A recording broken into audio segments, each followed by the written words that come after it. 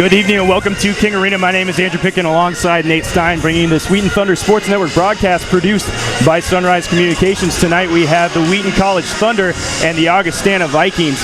Nate, tonight the Augustana Vikings, they lost Casey Kallenberger, a 6'4 player, really great center for them, 11.5 rebounds per game, as well as 2.9 blocks per game last season. Yeah, Casey Kallenberger, such a huge presence for this Augustana Vikings team last season. They're struggling a little bit in conference play, trying to replace the impact she had, just 2-2 in the CCIW, and a lot of what they're going to do tonight is going to depend on what they can do against the sides of the Thunder. And Devin Kyler, Jill Berg, and Hannah Frazier, the Thunder have three players who stand at 6 feet 2 inches tall. They should be able to dominate on the interior, and unless the Augustana Vikings can shoot the three at a little bit better clip than their current pace at 27% on the season, it's going to be a rough night. Yeah, and so far on the season, 9-4 for the Thunder, 3-2 in CCIW. Augustana Vikings also 9-4, 2-2 in the CCIW. Big implications for the rest of CCIW play this year.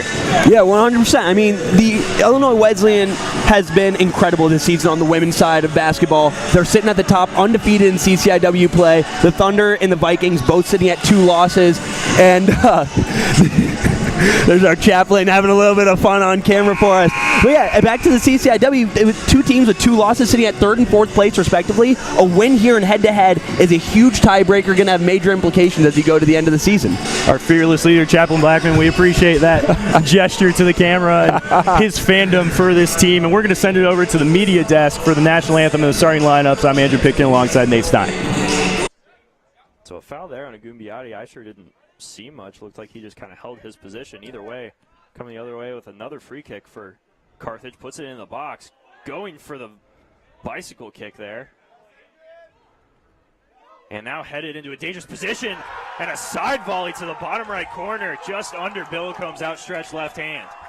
Yeah, and you can see it here on the Realty Executives replay. A brilliant volley. Into the game for Carthage, number 13, Alexis Garcia. Catches it 13, Johnny Rivkis, right at number 2, waist. Mr. Wingate.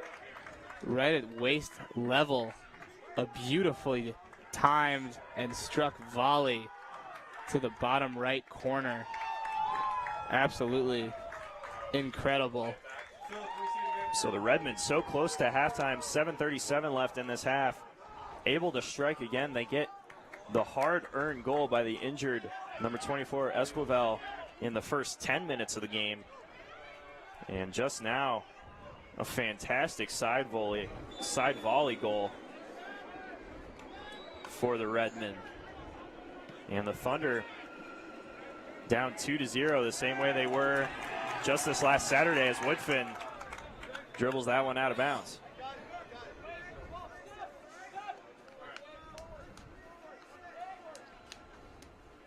This ball forward by Rohel. Justin Hill was pushed over. Now Kapitanuk with Wade and taken away by Herrera. Strong tackle there. Herrera able to keep it in bounds, but to no one in the end. And Gumbiade kicks it out to Stradinger. I must say, Gumbiade looks just a step or half step slow out there since he's come in.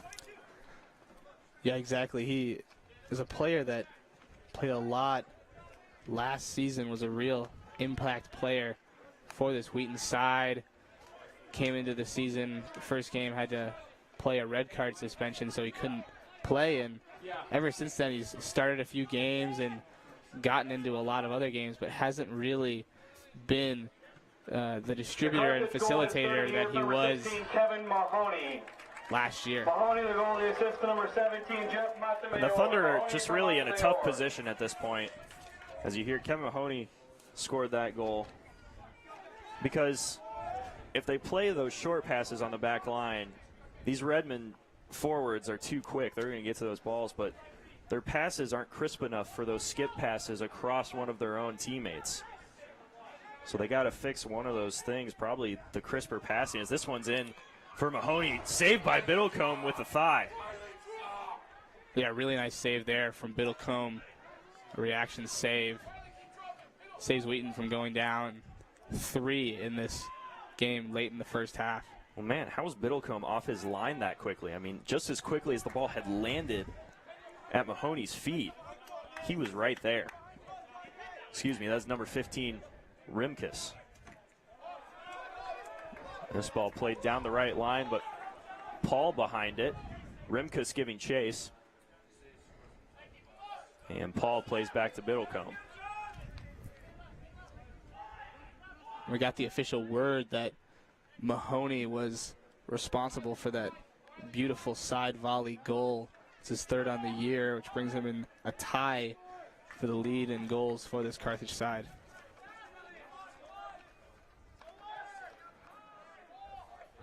Here's Herrera. Finds a couple teammates on the left side. Schaafstall in the box, or Mahoney rather. And they've got an offside flag call on the Redmen.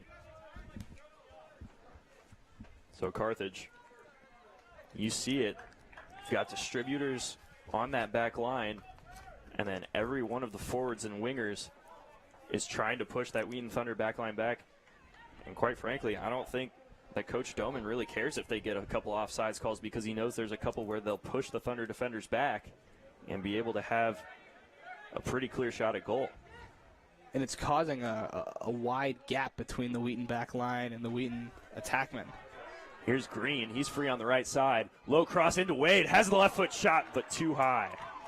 Into the game for Wheaton, number 14, Shane So another Copeland. shot from the top of the 18 that they couldn't finish. And you can see it here on the Realty Executive replay, a beautiful ball right to the top of the 18 for Andrew Wade.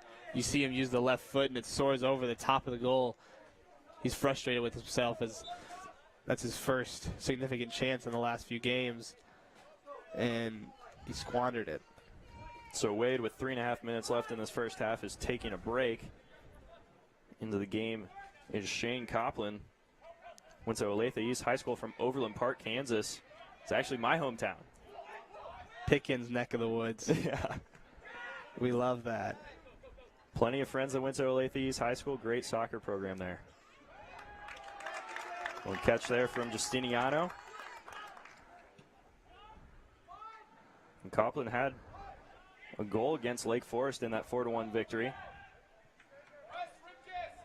But now the Thunder are facing 4 unanswered goals coming from their opponents in the last couple games.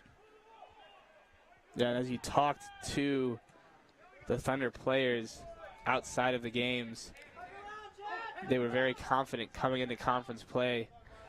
They realized they had played a tough non-conference schedule, maybe hadn't set themselves up for an automatic or an at-large bid in the NCAA tournament, but there's always the automatic bid that comes with conference play, and by no means are they,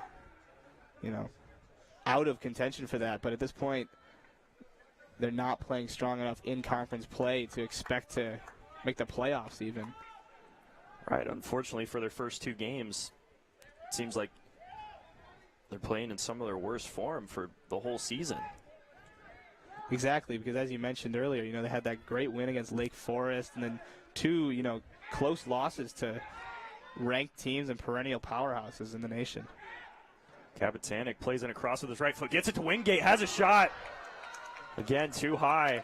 Wingate going for the chest to the falling side volley. But this is very encouraging. I mean, Kapitanek sees Wingate and plays it right to his chest. A really nice ball, and even impressive just to see Wingate making that run. Wingate takes it off the chest with incredible ease, but just gets under it a little bit as he tries to volley it on net. But Wingate, a player that I think could be used a little bit more often. He had a goal earlier this year in which he showed incredible show of individual skill. He's got great pace and a really nice foot. So Wingate squanders an opportunity there, and he's hit there. No call from the referee. Both players going up for that one. 1 minute remaining in the first And half. Chad 1 minute. Miller playing right back gives it away. Now the ball played up. And Paul trying to get it out of bounds. And they're going to award a corner kick. Wheaton now just 1 of 7 from the 3-point arc. Spencer got up. I don't think he got a piece of it, but was able to catch the rebound on the way down. Peters into the lane, blocked by Burdine. Now Rose running forward with numbers. Kick out for 3. Knobloch no good. Curry in the post, gets the hook to go. Curry has just been too much for the Thunder on the offensive glass so far. The long 6'6" body has just had its way so far. Yeah, Curry, you talk about a guy that skies for rebounds. That guy gets up, grabs the board, and then jumps just as high for his post shot. Back into the game is Coleman and Bonnet. Rose and Gregoire taking a break. Spencer Peterson and Gunter back in. Gunter with 2 personal fouls. Quick shot from Samuelson. Doesn't go. Forward to Knobloch. Good defense from Peters just to disrupt it enough, and Gunter with the rebound in traffic. Yeah, as you said, good job by Peters. With just enough contact to affect the shot, but not enough to draw the foul. And then the turnover by Peters, Knobloch in the way of the pass. Kicked out here to Coleman.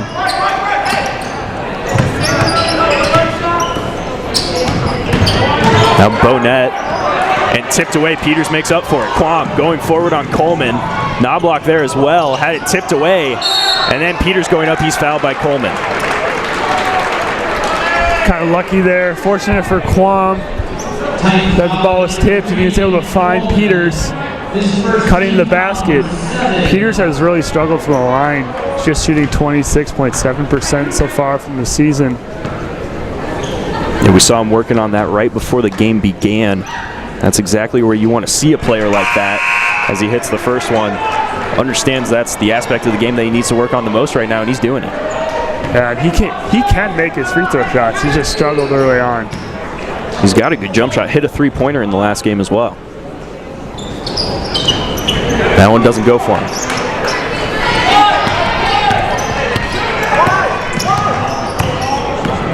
Coleman to Curry. Bonnet. Good jab step into the lane and a charge call. Zach Quam in the right place, right time. That's just classic Zach Quam. That's why Coach Schauer raves about him so much. Great recognition to see the cutting Bonnets stand in there and take one. And I don't know if we've mentioned, but the Thunder now in the bonus for the rest of the half. Let's see if they can take advantage by attacking the basket and drawing some fouls. Ball over to Samuelson. Quam has Peterson. Takes a jump shot. No good. Wasn't really set up toward the basket that time. Bonnet gets by Samuelson and finishes. Bonnet has gotten to the basket at will so far. He has 6 points on 3 of 4 shooting. And it's all been, well, I guess there's been one left-handed drive, but he looks really comfortable driving to his right. Let's see if the Thunder can force him to his left a little bit more. That's a mean jab step that he's got. Did it 2 times in a row on Samuelson. Able to get by both times. See how he adjusts. 8 seconds on the shot clock. Got to find a scorer now. Peters into the lane. And finishes with contact. Great move by Peters. 7 points early to lead the Thunder. Got a foul on the floor, or was it shooting? It's a foul on Gunter, his third. No doubt he's coming out of the game now. Not too much there on that replay screen. Yeah, if you're the, Aston Francis back in the game. Coach Schauer trusting him. I was about to say, this is when the Titans needed to make a run with Francis on the bench. But Coach Schauer trusting Francis to not foul the rest of this half. Both Eichelberger and Spencer there, but O'Neal able to get the tip. 26-20 Titans. Eichelberger to Francis. Gets by Coleman. And able to finish. Up and under with the English off the glass. Francis just 6 points on the game because of how long he had to sit. That one out of bounds. going the Thunder way. So a rare turnover for the Titans. Yeah, really rare. As I don't know if we mentioned this pregame, but they have one of the highest assist to turnover ratios in the whole country. Actually, third with 1.93 assists per turnover, and they also have some of the fewest turnovers in general in the whole country as well. So as he said, a rare turnover. Down low to Samuelson. Ball just tipped away. Spencer shoots it. No good. Rebounded by Beasley. Yeah, it should have been a foul. Looks like Samuelson got hacked on his way up. Yeah, it's tough to tell such a quick play, and he went up so quickly after catching the ball as well. There's the tip out of bounds by Francis. Good job just getting into the passing lane. Yeah, after Samuelson really went off the first 3 or 4 games of the season, he's been really quiet. He's yet to score here tonight. Gregoire.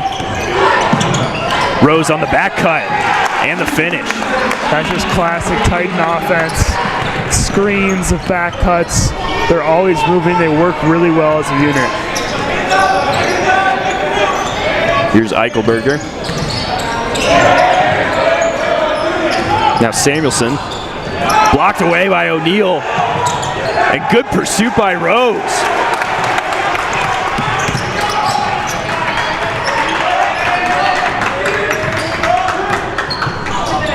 Rose again with the finish, this time reverse. That one high off the glass. Yeah, Rose in double digits now. He is so active on the offensive end, back cutting, attacking off the dribble, hitting threes. He has done a good job. Him and Bonnet have just been really active for the Titans so far. What do you think they need to do defensively on a guy like Rose who can finish all over the rim? Yeah, I mean, it's difficult to guard, but it needs to be a team effort. It's tough for one person to guard someone like Rose. Peters is a great defender, and he normally shuts down the opposing player's best scorer. But with someone that active, it's a team effort. You need to bump him whenever he comes off screens. You can't allow him to just run around free. He needs to be at all times bumped or affected in some way, because if you give him space and you give him the opportunity to just run wherever he wants to, he's going to find himself open and he will make shots. This season, Wheaton Athletics is proud to partner with Realty Executives as the exclusive sponsor of replays on our broadcast. We're happy to welcome Eric Logan, Becky Vanderveen, and the Energized team to the Wheaton Athletics family and extend a special thank you to them for partnering with us to enhance our WTSN broadcasts. Just about to get back in action, 4:52 on the clock in this first half. This is a pretty crucial part of the game. I think Coach Schauer realizes that. You said making the substitution to put Francis back in. Yeah, I think the last 4 minutes of the first half and the first 4 minutes of the second half are really important. Let's see if Wheaton can cut into this lead before halftime, or if the Titans will extend it to double figures. Francis from that same deep part of the court that he's been in and out so often, again doesn't get it to go. Gregoire can't finish that one, but he's fouled. Just great recognition from Coach Rhodes. See on the replay, knowing Francis has 2 fouls, they went right into Gregoire, and he was able to draw the foul on Kobe Eichelberger. Eichelberger just doesn't need to reach in there, just stay straight up and force the guard to finish the post move. Yeah, I was worried that was on Francis right at the beginning. He gets the 3rd foul in this first half. That is going to be a really tough situation for this Thunder team. Gregoire 2 for 2 from the line. So the Titan lead now at its highest to 10. It was the quick start by the Thunder, jumped out to that early lead. Then it's been all Titans since then. Spencer tries a 3, hits. That's what the Thunder needed. Cuts it to 7. Well, that'll do it for us here at King Arena. This has been a Wheaton Thunder Sports Network broadcast produced by Sunrise Communications. Wheaton College takes the win 82-70 over the Elmhurst Blue Jays. Next game will be a women's basketball broadcast against Illinois Wesleyan right here in King Arena. I'll be on the call for that along with Cassidy Thornburg. For now, so long.